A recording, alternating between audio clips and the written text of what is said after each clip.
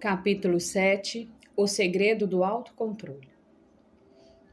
Em 1971, quando a Guerra do Vietnã se aproxima de seu 16º ano, os congressistas Robert Steele, de Connecticut, e Morgan Murphy, de Illinois, fizeram uma descoberta que surpreendeu o público norte-americano.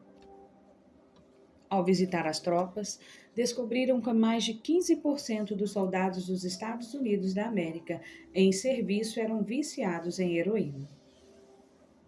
Pesquisas complementares revelaram que 35% dos militares do Vietnã haviam experimentado heroína e 20% estavam viciados.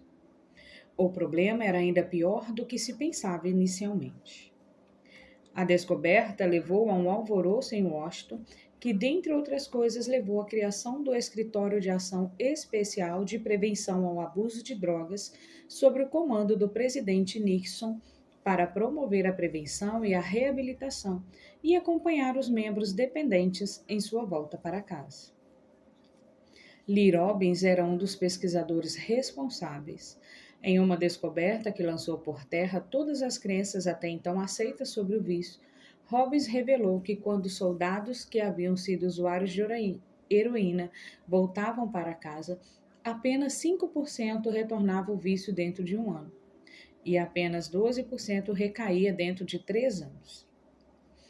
Em outras palavras, aproximadamente 9 entre 10 soldados que usavam heroína no Vietnã eliminaram o vício quase da noite para o dia. Essa descoberta contradizia a visão predominante na época, que considerava a dependência de heroína uma condição permanente e irreversível. Em vez disso, Robbins revelou que os vícios poderiam desaparecer espontaneamente se houvesse uma mudança radical no ambiente. No Vietnã, os soldados passavam o dia todo cercados de estímulos que acionavam o uso da heroína. A droga era de acesso fácil, eles viviam mergulhados no estresse constante da guerra, criavam vínculos de amizade com outros soldados que também eram usuários de heroína e estavam a milhares de quilômetros de casa.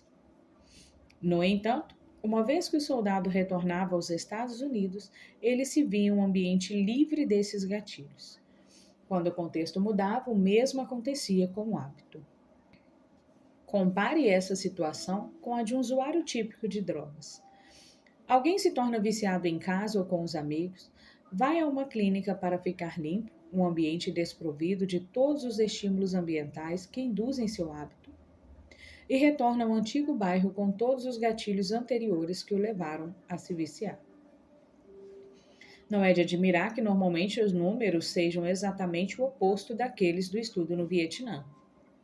Em geral, 90% dos usuários de heroína sofrem recaídas quando saem da clínica de reabilitação e voltam para casa.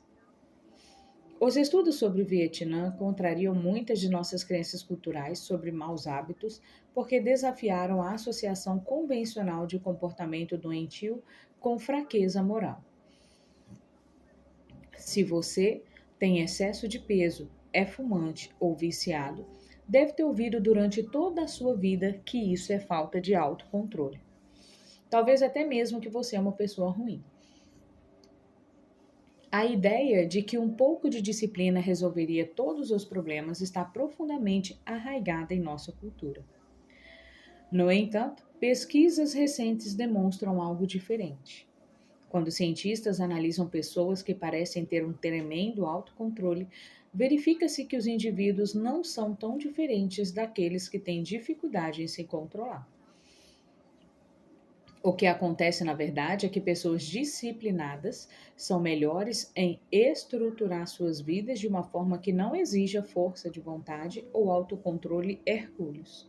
Em outras palavras, eles passam menos tempo em situações tentadoras.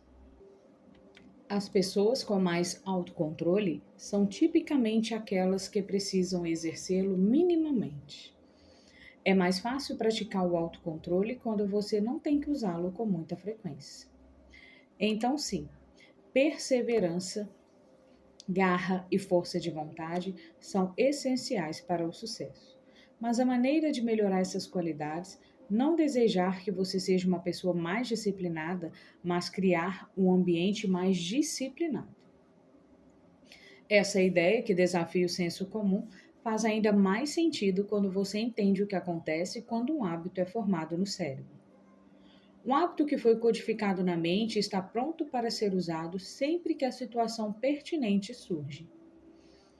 Quando Pat O'Neill, uma terapeuta de Austin, Texas, começou a fumar, costumava fumar enquanto andava a cavalo com um amigo.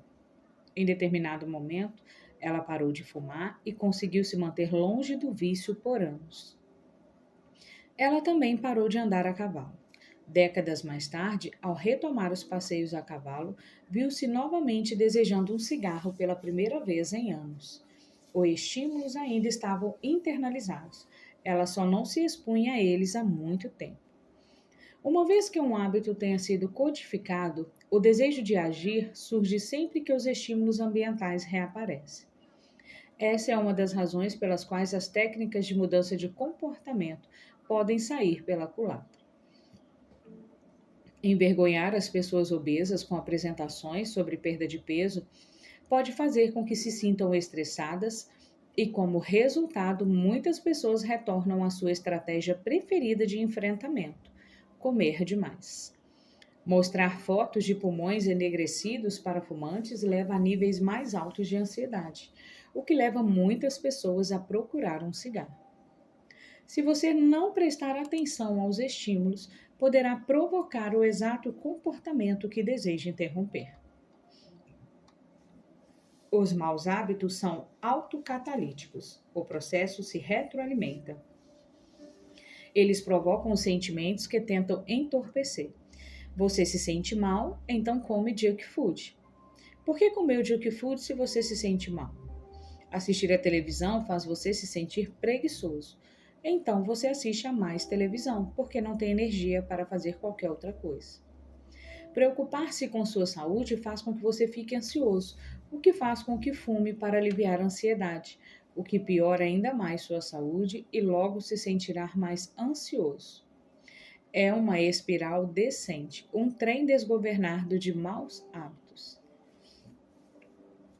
Pesquisadores referem-se a esse fenômeno como desejo induzido por estímulo. Um gatilho externo cria um desejo compulsivo de repetir um mau hábito. Uma vez que você percebe uma coisa, começa a desejá-la. Esse processo está acontecendo o tempo todo, muitas vezes sem nos darmos contas. Cientistas descobriram que mostrar aos viciados uma foto de cocaína por apenas 33 milissegundos estimula o caminho da recompensa no cérebro e provoca o desejo.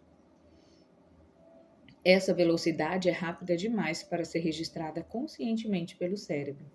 Os viciados não conseguiam nem mesmo identificar o que tinham visto, mas ansiavam pela droga da mesma forma. Moral da história: você pode quebrar um hábito, mas é improvável que o esqueça. Uma vez que os sulcos mentais do hábito tenham sido criados em seu cérebro, são quase impossíveis de serem removidos completamente, mesmo que não sejam usados por um bom tempo. E isso significa que simplesmente resistir à tentação é uma estratégia ineficaz. É difícil manter uma atitude zen em uma vida cheia de interrupções. É preciso muita energia. No curto prazo, você pode escolher dominar a tentação. Em longo prazo, nos tornamos um produto do ambiente em que vivemos.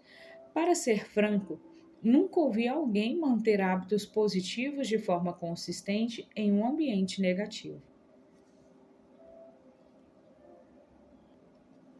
Uma abordagem mais confiável é eliminar os maus hábitos pela raiz. Uma das maneiras mais práticas de acabar com eles é reduzir a exposição aos estímulos que os desencadeiam. Se não consegue trabalhar, deixe o telefone em outro cômodo por algumas horas. Se está continuamente sentindo que não é bom o suficiente, pare de seguir as cotas de mídia social que provocam ciúme e inveja. Se está perdendo muito tempo assistindo a televisão, remova-a do quarto. Se está gastando muito dinheiro com produtos eletrônicos, pare de ler as resenhas dos últimos equipamentos de tecnologia. Se estiver jogando videogame em excesso, desconecte o console e coloque em um armário após cada uso. Essa prática é a inversão da primeira lei da mudança de comportamento. Ao invés de torná-lo claro, você pode torná-lo invisível. Muitas vezes me surpreendo com quanto essas mudanças simples são eficazes. Remova um único estímulo e todo o hábito reaparece. O autocontrole é uma estratégia de curto, não de longo prazo. Você pode ser capaz de resistir à tentação uma ou duas vezes, mas é improvável que consiga reunir a força de vontade para vencer seus desejos todas as vezes. Em vez de colocar uma nova dose de força de vontade, sempre que quiser fazer a coisa certa, sua energia seria melhor aproveitada para otimizar seu ambiente. Esse é o segredo do autocontrole. Torne os estímulos de seus bons hábitos claros e dos maus invisíveis.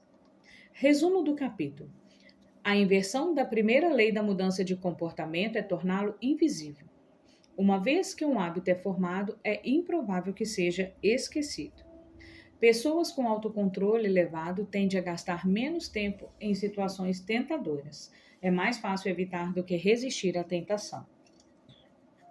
Uma das maneiras mais práticas de eliminar um mau hábito é reduzir a exposição ao estímulo que o desencadeia. O autocontrole é uma estratégia de curto, não de longo prazo. A segunda lei. Torne-o atraente. Capítulo 8. Como tornar um hábito irresistível. Na década de 1940, um cientista holandês chamado Nico Tinbergen realizou uma série de experimentos que transformaram nossa compreensão do que nos motiva. Tinbergen, que acabou ganhando um prêmio Nobel por seu trabalho, investigava gaivotas prateadas, as aves cinzentas e brancas frequentemente vistas voando pela costa da América do Norte. Gaivotas prateadas adultas têm um pequeno ponto vermelho no bico, e Tinbergen notou que os filhotes recém-nascidos bicavam esse local sempre que queriam comida. Para começar o experimento, ele criou uma coleção de falsos bicos de papelão, apenas uma cabeça sem corpo. Quando os pais saíram, ele foi até o ninho e ofereceu esses bicos aos filhotes. Os bicos eram falsificações óbvias e ele assumiu que os filhotes os rejeitariam por completo. No entanto, quando as pequenas gaivotas viram a mancha vermelha no bico de papelão, bicaram como se fossem as de suas mães. Eles tinham uma clara preferência por essas manchas vermelhas, como se tivessem sido geneticamente programados no nascimento. Logo, Tinbergen descobriu que quanto maior a mancha, mais rápido os filhotes bicavam. Em determinado momento, ele criou um bico com 3 grandes pontos vermelhos. Quando colocou sobre o ninho, os filhotes ficaram loucos. Bicavam as manchas vermelhas como se fosse o bico mais maravilhoso que já tinham visto. Tinbergen e seus colegas descobriram um comportamento similar em outros animais. Por exemplo, o ganso bravo é uma ave que nidifica no chão. Ocasionalmente, conforme a mãe se move no ninho, um dos ovos acaba rolando para fora. Sempre que isso acontece, o ganso vai até o ovo e usa seu bico e pescoço para puxá-lo de volta para o ninho. Tinbergen descobriu que o ganso empurrará qualquer objeto redondo próximo, como uma bola de bilhar ou lâmpada, para o ninho. Quanto maior o objeto, maior a resposta. Um ganso fez um esforço ainda maior para empurrar uma bola de vôlei e se sentar em cima. Como os filhotes de gaivota bicando automaticamente os pontos vermelhos, o ganso estava seguindo uma regra instintiva. Quando vejo um objeto redondo por perto, preciso rolá-lo de volta para o ninho. Quanto maior o objeto redondo, mais eu devo tentar recuperá-lo. É como se o cérebro de cada animal estivesse pré-programado com certas regras de comportamento. E quando se depara com uma versão exagerada dessa regra, ele se ilumina como uma árvore de Natal. Os cientistas referem-se a esses gatilhos exagerados como estímulos supranormais ou superestímulos. Um estímulo supranormal é uma versão aumentada da realidade, como um bico com 3 pontos vermelhos ou um ovo do tamanho de uma bola de vôlei. e provoca uma resposta mais forte do que é normal. Os seres humanos também são propensos a gostar de versões exageradas da realidade. A junk food, por exemplo, leva nossos sistemas de recompensa a um frenesi. Depois de passar centenas de milhares de anos caçando e colhendo frutos na natureza, o cérebro humano evoluiu para valorizar o sal, o açúcar e a gordura. Tais alimentos são frequentemente densos em calorias e eram bastante raros quando os nossos ancestrais perambulavam pela savana. Quando você não sabe de onde vem sua próxima refeição, comer o máximo possível é uma excelente estratégia de sobrevivência. Hoje, no entanto, vivemos em um ambiente rico em calorias. A comida é abundante, mas seu cérebro continua a desejá-la como se fosse escassa. Atribuir um valor alto ao sal, açúcar e gordura não é mais vantajoso para a nossa saúde. Mas o desejo persiste porque os centros de recompensa do cérebro não se alteraram por cerca de 50 mil anos. A moderna indústria alimentícia depende do prolongamento de nossos estímulos paleolíticos, além do propósito evolutivo. Um dos principais objetivos da ciência dos alimentos é criar produtos mais atraentes para os consumidores. Quase todos os alimentos em um saco, caixa ou pote foram melhorados de alguma forma, mesmo que apenas com aromatizante adicional. As empresas gastam milhões de dólares para descobrir o nível mais satisfatório de crocância em uma batata frita ou a quantidade perfeita de gás em um refrigerante. Departamentos inteiros se dedicam a aperfeiçoar a sensação de um produto na boca. Uma qualidade conhecida como orossensação. As batatas fritas, por exemplo, são uma combinação poderosa, douradas e crocantes por fora, claras e macias por dentro. Outros alimentos processados intensificam o contraste dinâmico, que se refere a itens como a combinação de sensações, como crocante e cremoso. Imagine a textura do queijo derretido em cima de uma crosta de pizza crocante, ou a crocância do biscoito recheado combinada com seu recheio macio. Com alimentos naturais e não processados, você tende a experimentar as mesmas sensações repetidas vezes. Qual é o gosto da 17ª garfada de couve? Depois de alguns minutos, seu cérebro perde o interesse e você começa a se sentir satisfeito. Mas alimentos com alto contraste dinâmico mantêm a experiência nova e interessante, estimulando você a comer mais. Em última análise, essas estratégicas permitem aos cientistas de alimentos encontrar o ponto de felicidade para cada produto. A combinação exata de sal, açúcar e gordura que estimula seu cérebro e faz com que queira mais. O resultado é claro. É você que come demais, porque os alimentos hiperpalatáveis são mais atraentes para o cérebro humano. Como Stephan Guinnett, neurocientista especializado em comportamento alimentar e obesidade, diz: ficamos muito bons em acionar nossos próprios gatilhos. A moderna indústria de alimentos e os hábitos excessivos que ela gerou são apenas um exemplo da segunda lei da mudança de comportamento, torne-o atraente. Quanto mais atraente é uma oportunidade, mais provável é que se torne criadora de hábito. Olhe à sua volta.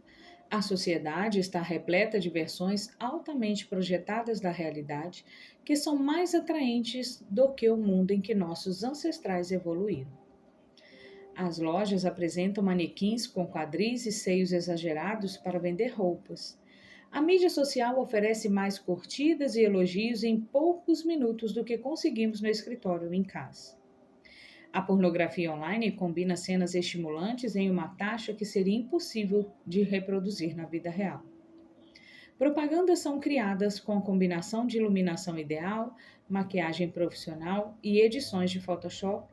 Nem a modelo se parece com ela mesma na imagem final.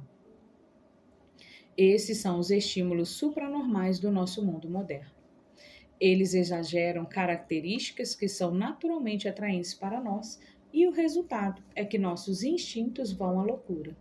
levando-nos a hábitos de compras, uso de mídia social, pornografia e alimentares excessivos, entre outros. Se a história servir de guia, as oportunidades do futuro serão mais atraentes que as de hoje. A tendência é que as recompensas se tornem mais concentradas e os estímulos mais atraentes. A junk food é uma forma mais concentrada de calorias do que os alimentos naturais. Destilados são uma forma mais concentrada de álcool do que a cerveja. Os videogames são uma forma de jogo mais intensa que os de tabuleiro.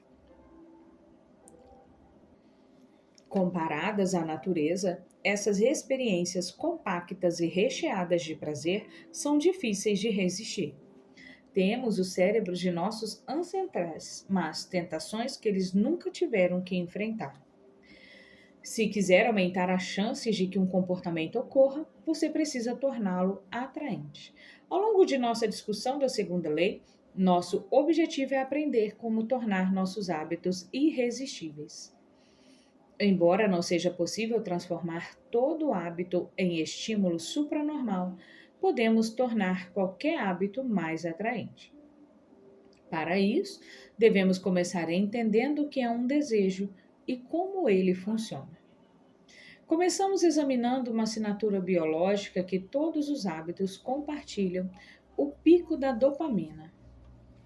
O ciclo de feedback é acionado por dopamina. Os cientistas conseguiram identificar o momento exato em que o desejo ocorre medindo o neurotransmissor chamado de dopamina. Ela ganhou importância em 1954, quando os neurocientistas James Olds e Peter Milner fizeram um experimento que revelou os processos neurológicos por trás da vontade e do desejo. Ao implantar eletrodos no cérebro de rato, os pesquisadores bloquearam a liberação de dopamina. Para surpresa dos cientistas, os ratos perderam toda a vontade de viver. Eles não comiam, não acasalavam, não desejavam nada. Dentro de alguns dias morreram de sede. Em estudos de acompanhamento, outros cientistas também inibiram as partes dopaminérgicas do cérebro. Mas desta vez, borrifaram pequenas gotas de açúcar nas bocas dos ratos com supressão de dopamina. Suas carinhas se iluminaram com prazer por causa da substância saborosa. Mesmo com a dopamina bloqueada, eles gostaram do açúcar como antes. Eles simplesmente não o desejavam mais. A capacidade de sentir prazer permaneceu, mas sem a dopamina, o desejo morreu. E sem desejo, a ação foi interrompida. Quando outros pesquisadores reverteram esse processo e inundaram o sistema de recompensa do cérebro com dopamina, os animais praticavam os hábitos a uma velocidade vertiginosa. Em um estudo, os camundongos receberam uma poderosa dose de dopamina toda vez que enfiavam o nariz em uma caixa. Em poucos minutos, os ratos desenvolveram um desejo tão forte que começaram a enfiar o nariz na caixa 800 vezes por dia. Os humanos não são tão diferentes. O jogador médio de máquinas caça-níqueis gira a roda 600 vezes por hora. Os hábitos são ciclos de feedback acionado por dopamina. Todo comportamento altamente formador de hábito, consumir drogas, junk food, jogar videogame, navegar nas mídias sociais, está associado a níveis mais altos de dopamina. O mesmo pode ser dito de nossos comportamentos habituais mais básicos, como comer, beber, fazer sexo e interagir socialmente. Durante anos, os cientistas assumiram que a dopamina estava relacionada apenas ao prazer. Mas agora sabemos que ela desempenha um papel central em muitos processos neurológicos, incluindo motivação, aprendizado e memória, punição e aversão e movimentos voluntários.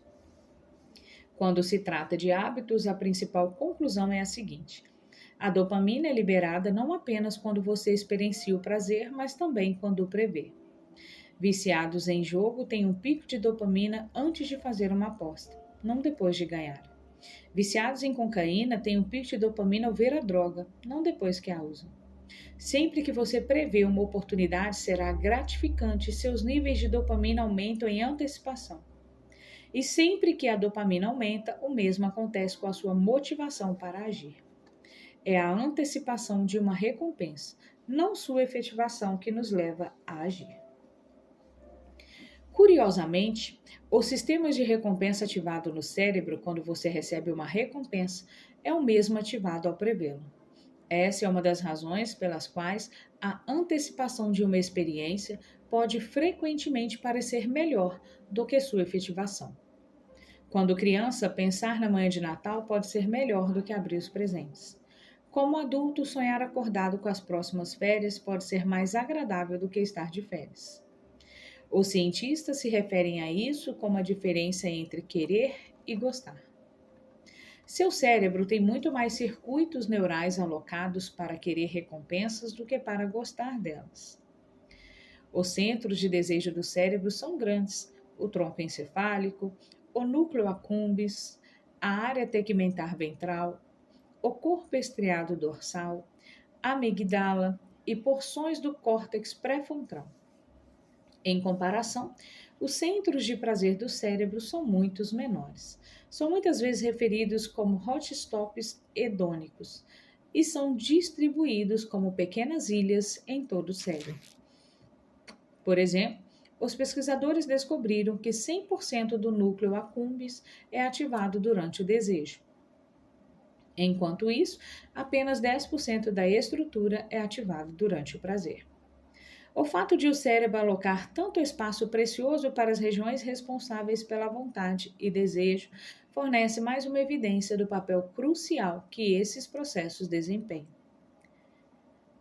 O desejo é o mecanismo que impulsiona o comportamento. Toda ação é tomada por causa da antecipação que a precede. É o desejo que leva à resposta. Essas leis revelam a importância da segunda lei da mudança de comportamento. Precisamos tornar nossos hábitos atraentes porque, antes de tudo, é a expectativa de uma experiência recompensadora que nos motiva a agir. É aí que entra uma estratégia conhecida como empacotamento de tentações. Como usar o empacotamento de tentações para tornar seus hábitos mais atraentes? Ronan Birney, estudante de engenharia elétrica em Dublin, na Irlanda, gostava de assistir a Netflix, mas também sabia que deveria se exercitar com mais frequência. Colocando suas habilidades de engenharia em prática, Birney desmontou sua bicicleta ergométrica e a conectou ao seu notebook e à televisão. Então, escreveu um programa de computador que permitiria a execução da Netflix apenas se ele estivesse pedalando a uma certa velocidade. Se ele diminuísse a velocidade por muito tempo, qualquer que fosse o programa que estivesse assistindo seria pausado até que ele recomeçasse a pedalar. Ele estava, nas palavras de uma fã, eliminando a obesidade a cada maratona de Netflix. Ele também estava empregando o empacotamento de tentações para tornar o seu hábito mais atraente. O empacotamento de tentações funciona vinculando uma ação que você deseja fazer com uma que precisa. No caso de Birney, ele empacotou assistir a Netflix, a ação que queria fazer, com pedalar sua bicicleta ergométrica, a que precisava. As empresas são mestres em empacotamento de tentações. Por exemplo, quando a American Broadcast Company, mais conhecida como ABC, lançou sua programação para as noites de quinta-feira para a temporada 2014-2015, promoveu o empacotamento de tentações em uma escala maciça. Toda quinta-feira, a companhia exibia 3 programas criados pela roteirista Sonda Rhimes: Grey's Anatomy, Scandal e How the Wine with Murder. Ela chamou o grupo de TGIT, ou ABC. TGIT significa Graças a Deus é Quinta-feira. Além de promover os programas, a ABC incentivava os espectadores a fazer pipoca, beber vinho e aproveitar a noite. Andrew Kubit, chefe de programação da ABC, descreveu a ideia por trás da campanha. Vemos a quinta-noite como uma oportunidade de audiência, com casais e mulheres que querem relaxar e se divertir, beber seu vinho tinto e comer pipoca. O brilhantismo dessa estratégia é que a ABC estava associando a coisa que ela precisava que os espectadores fizessem: assistir a seus programas, com as atividades que seus espectadores já queriam fazer: relaxar, beber vinho e comer pipoca. Com o tempo, as pessoas começaram a conectar assistir a ABC à sensação de relaxar e se divertir. Se você beber vinho tinto e comer pipoca às 20 horas toda quinta-feira, então, em determinado momento, 20 horas na quinta-feira, para a significar relaxamento e entretenimento. A recompensa é associada ao estímulo e o hábito de ligar a televisão torna-a mais atraente. É mais provável que você ache um comportamento atraente se conseguir fazer uma de suas coisas favoritas ao mesmo tempo. Talvez queira ouvir sobre as últimas fofocas das celebridades, mas precise entrar em forma. Usando o empacotamento de tentações, você só poderá ler os tabloides e assistir a reality shows na academia. Talvez queira cuidar de seus pés, mas precise limpar sua caixa de entrada. Solução: só vá a pedicure-se enquanto isso analisar seus e-mails. O empacotamento de tentações é uma maneira de aplicar uma teoria da psicologia conhecido como o princípio de Primack, nomeada após o trabalho do professor David Primack. O princípio afirma que comportamentos mais prováveis reforçarão os menos prováveis. Em outras palavras, mesmo que não queira analisar seus e-mails de trabalho, você se tornará condicionado a fazê-lo, se isso significar fazer ao mesmo tempo algo que realmente quer. Você pode até mesmo combinar o empacotamento de tentações com a estratégia de empilhamento de hábitos tratada no capítulo 5, para criar um conjunto de regras que guiem seu comportamento. A fórmula de empilhamento de hábitos mais empacotamento de tentações é 1. Depois de hábito atual, eu irei hábito que preciso. 2. Depois de hábito que preciso, eu vou hábito que quero. Se você quer ler as notícias, mas precisa expressar mais gratidão, 1. Depois que eu tomar meu café da manhã, vou dizer uma coisa que sou grato que aconteceu ontem. Preciso. 2. Depois de dizer uma coisa que sou grato, lerei as notícias. Quero. Se quer assistir a esportes, mas precisa fazer ligações de vendas. 1. Depois que eu voltar do meu horário de almoço, vou ligar para 3 clientes em potencial. Preciso. 2. Depois de ligar para 3 clientes em potencial, vou assistir a ESPN. Quero. Se quiser verificar o Facebook, mas precisa se exercitar mais. 1. Depois que eu sair do telefone, vou fazer 10 polichinelos. Preciso. 2. Depois que eu fizer 10 polichinelos, vou checar o Facebook. Quero.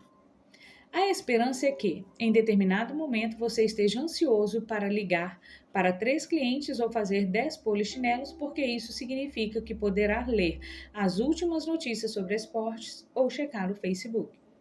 Fazer o que precisa significa fazer o que quer. Começamos este capítulo tratando dos estímulos supranormais, que são versões elevadas da realidade que aumentam nosso desejo de agir. O empacotamento de tentações é uma maneira de criar uma versão aumentada de qualquer hábito, conectando-o a algo que você já quer. Transformar o hábito em algo verdadeiramente irresistível é uma tarefa difícil, mas essa estratégia simples pode ser empregada para tornar qualquer hábito mais atraente do que seria de outra forma. Resumo do capítulo. A segunda lei da mudança do comportamento é torná-lo atraente. Quanto mais atraente é uma oportunidade, é mais provável que se torne criadora de hábito. Hábitos são um ciclo de feedback acionado por dopamina. Quando a dopamina aumenta, também aumenta nossa motivação para agir.